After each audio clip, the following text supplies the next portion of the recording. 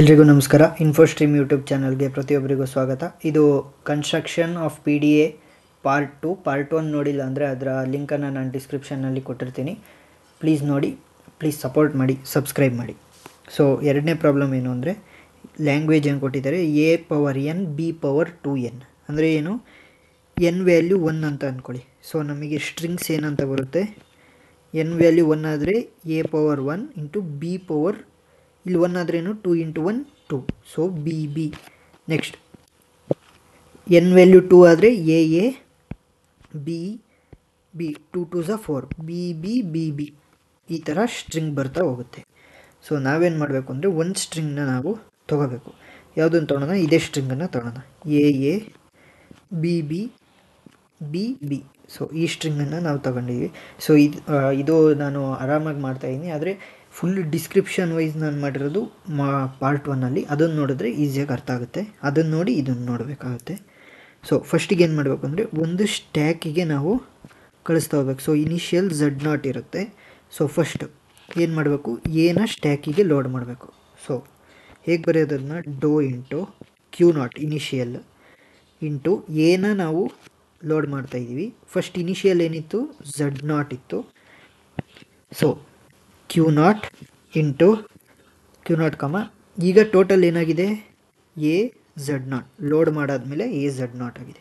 So next ಇಲ್ಲಿದ್ದು arrow next ಎಗೆ shift ಆಗುತ್ತೆ. So do into Q0 A, ಇದರ ಹಿಂದಿನ ಸ್ಟೇಟ್ ಏನಿದೆ, A ಇದೆ. So A which is equal to Q0 so next state ಏನ ನಾವು ಇಲ್ಲಿ ಡಂಪ್ ಮಾಡಿದಾಗ ಏನಾಗುತ್ತೆ, AZ0 ಆಯಿತು, AZ0. ಸೊ ನೆಕ್ಸ್ಟ್ Z0 ಏನು ಬರೆಯೋ ಅವಶ್ಯಕತೆ ಇಲ್ಲ, ಲಾಸ್ಟ್ ಎರಡು ಸ್ಟೇಟನ್ನು ಬರೆದ್ರೆ ಸಾಕು.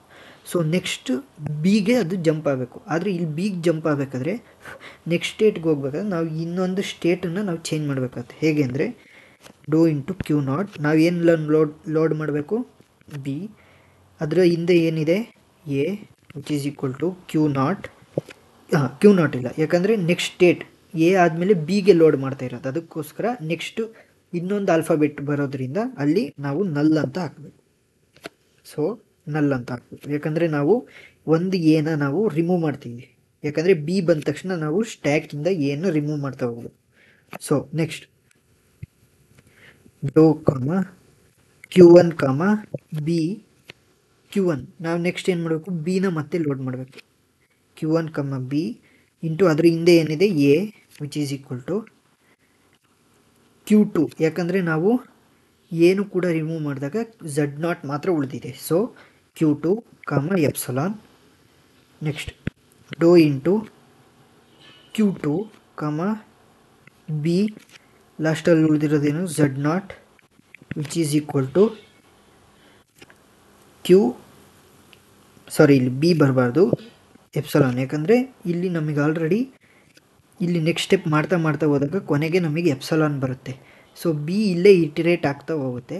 ಸೊ ಅದಕ್ಕೋಸ್ಕರ ಬಿ ಏನು ಬರೆಯೋದು ಬೇಡ, ಕೊನೆಗೆ ಎಪ್ಸಲಾನ್ನ ಚೇಂಜ್ ಮಾಡ್ಬೇಕಾದ್ರೆ ಏನಾಗುತ್ತೆ, Q3 ನೆಕ್ಸ್ಟ್ ಸ್ಟೇಟ್ಗೆ ಹೋಗ್ಬೇಕು. ಯಾಕಂದರೆ ನಾವು Z0 ಕೂಡ ರಿಮೂವ್ ಮಾಡಿ ಫುಲ್ ಸ್ಟ್ಯಾಕ್ನ ಎಂಟಿ ಮಾಡ್ತಾಯಿದ್ದೀವಿ. ಸೊ ಕೊನೆಗೇನು Z0 ಕೂಡ ನಾವು ತೆಗ್ದಿದ್ದೀವಿ. ಸೊ ಅರ್ಥ ಆಗಿದೆ ಅಂತ ಅಂದ್ಕೊತೀನಿ.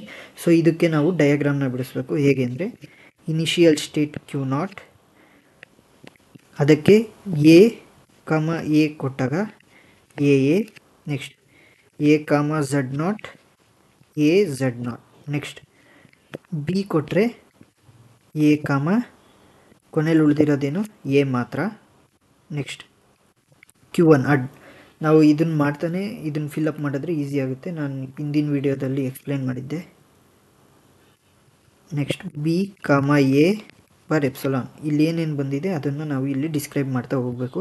ಅದನ್ನ ಹೇಗೆ ಮಾಡೋದು ಅಂತ ನಾನು ಹಿಂದಿನ ವಿಡಿಯೋದಲ್ಲಿ ಕೊಟ್ಟಿದ್ದೀನಿ. ನೆಕ್ಸ್ಟ್ Q2 ಬಂದಾಗ ಏನಾಗುತ್ತೆ, B, A bar A. Next Q3 is the final state. Q3 ಬಂದಾಗ ಏನಾಗುತ್ತೆ, Q2 ಬಂದಾಗ ಬರ್ದಾಯಿತು ಇಲ್ಲಿ. ನೆಕ್ಸ್ಟ್ Q3 ಬಂದಾಗ ಏನಾಗುತ್ತೆ, ಇದು A ಅಲ್ಲ ಎಪ್ಸಲಾನ್ ಸಾರಿ. ನೆಕ್ಸ್ಟ್ Q3 ಫೈನಲ್ ಸ್ಟೇಟ್ ಬಂದಾಗ ಏನಾಗುತ್ತೆ, ಎಪ್ಸಲಾನ್ Z0 ಬಂದಾಗ ಏನಾಯಿತು, Z0 ಉಳಿತು. ಎಪ್ಸಲಾನ್ Z0 ಬಂದಾಗ Z0 ಉಳಿತು. ಸೊ ಅರ್ಥ ಆಗಿದೆ ಅಂದ್ಕೊತೀನಿ. ಇದೇ ರೀತಿ ಇಂಜಿನಿಯರಿಂಗ್ ಕಾನ್ಸೆಪ್ಟ್ಸ್ಗೋಸ್ಕರ ನಮ್ಮ ಯೂಟ್ಯೂಬ್ ಚಾನಲ್ನ ಸಬ್ಸ್ಕ್ರೈಬ್ ಮಾಡಿ. ಏನಾದರೂ ಡೌಟ್ಸ್ ಇದ್ದರೆ ಕಮೆಂಟ್ ಸೆಕ್ಷನ್ನಲ್ಲಿ ತಿಳಿಸಿ, ನಾನು ಸಾಲ್ವ್ ಮಾಡ್ತೀನಿ. So thank you.